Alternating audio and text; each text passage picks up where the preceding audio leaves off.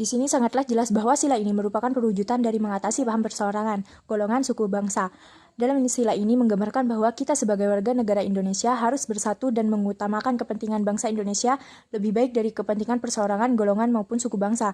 Karena setiap masyarakat Indonesia adalah warga negara Indonesia, maka tidak ada lagi yang namanya perseorangan, kelompok, dan lain sebagainya. Namun yang ada hanyalah bangsa Indonesia sebagai pemersatu, sehingga tidak ada lagi perpecahan di antara setiap masyarakat Indonesia. Dalam kehidupan sehari-hari, seperti bangga akan karya bangsa dan menghargai pendapat orang lain. Pancasila bukan hanya membahas tentang perbedaan suku, ras, budaya, dan agama, namun juga perbedaan pendapat yang dapat dipecahkan masalahnya pada sila keempat ini. Sila ini menyatukan segala perbedaan pendapat yang ada di seluruh masyarakat Indonesia dan dijadikan suatu keputusan dengan adanya demokrasi secara musyawarah. Musyawarah ini membuat semua kepentingan individu maupun golongan dapat terpenuhi, sehingga tidak ada lagi yang merasa dirugikan dalam pengambilan suatu keputusan.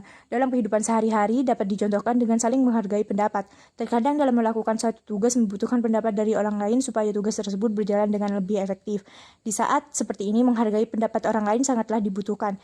Kemudian juga menerima kritik dari orang lain. Dengan adanya kritik dari orang lain, maka sebagai orang yang mengamalkan sila keempat hendaklah menerimanya dengan lapang dada dan mengintrospeksi diri sendiri serta memperbaiki diri menjadi pribadi yang lebih baik lagi.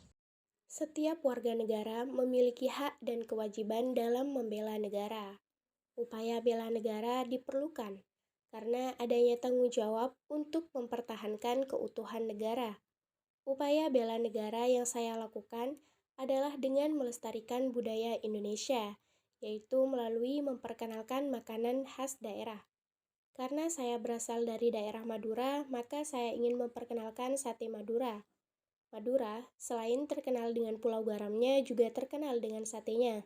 Sate Madura memiliki bumbu khas kacang, dan cara penyajiannya ditambah dengan ketupat, bumbu kacang, sambal, dan daging ayam.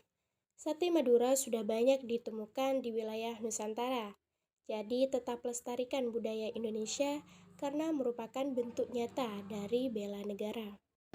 Assalamualaikum warahmatullahi wabarakatuh. Perkenalkan, nama saya Siti Sofia dari akuntansi D. 3 cara pandang ketahanan nasional, yaitu yang pertama sebagai suatu konsepsi, yang kedua sebagai kondisi, dan yang terakhir sebagai strategi. Ketahanan nasional dan bela negara bisa kita lakukan dengan banyak cara, yaitu salah satunya memakai masker, mencuci tangan, menjaga jarak, dan juga menjauhi kerumunan.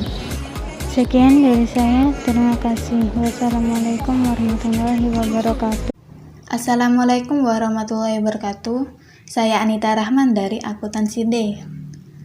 Di sini sebelum saya memulai aktivitas apapun itu, jangan lupa untuk menggunakan hand sanitizer. Disemprot kepada kedua telapak tangan saya mengusapnya dengan secara merata. Nah, selain itu saya juga menggunakan masker medis. Di sini adalah upaya pencegahan dari COVID-19.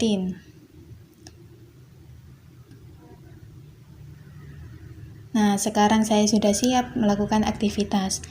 Di sini saya juga menggunakan baju batik untuk memulai aktivitas kesiapan bela negara saya, yaitu mengajar. Di sini saya memulai kegiatan kesiapan bela negara. Bela negara sendiri merupakan tindakan dari warga negara yang secara teratur menyeluruh yang dilandaskan kecintaan pada tanah air dan kehidupan berbangsa dan bernegara. Di sini saya menerapkan kegiatan kesiapan bela negara, yaitu mengajar salah satu anak didik saya. Di sini saya memberikan ilmu yang saya punya, yaitu mengoperasikan aplikasi Excel.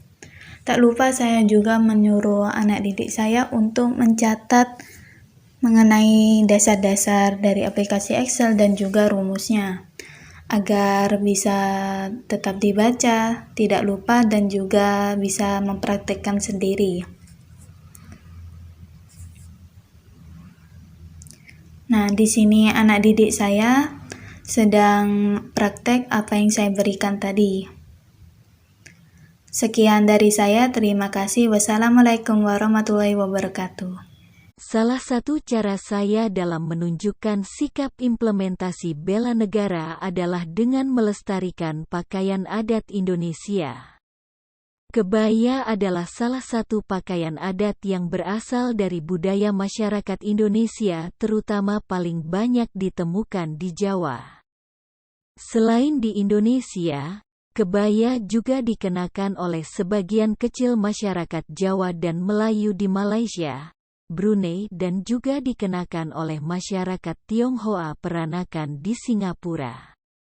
Secara umum, kebaya digunakan dalam kegiatan sehari-hari, kegiatan peribadatan, atau di upacara adat oleh wanita dalam masyarakat Jawa, Sunda, dan Bali.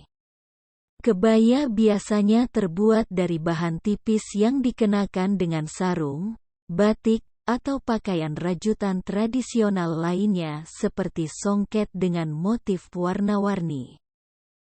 Sekian, terima kasih.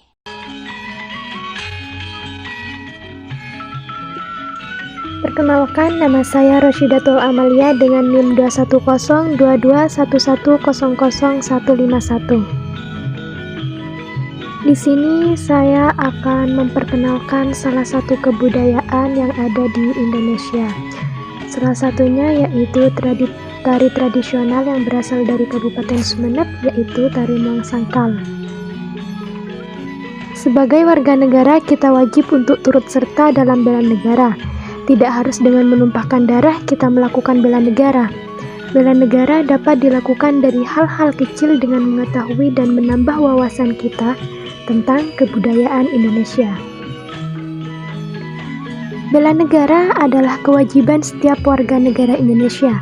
Dengan menjaga kebudayaan yang ada di Indonesia, dengan cara mempelajari dan mengembangkan kebudayaan yang ada di Indonesia, kita sudah melakukan bela negara. Kita harus bangga menjadi warga negara Indonesia, dan sudah sepatutnya kita melestarikan kebudayaan yang ada di Indonesia.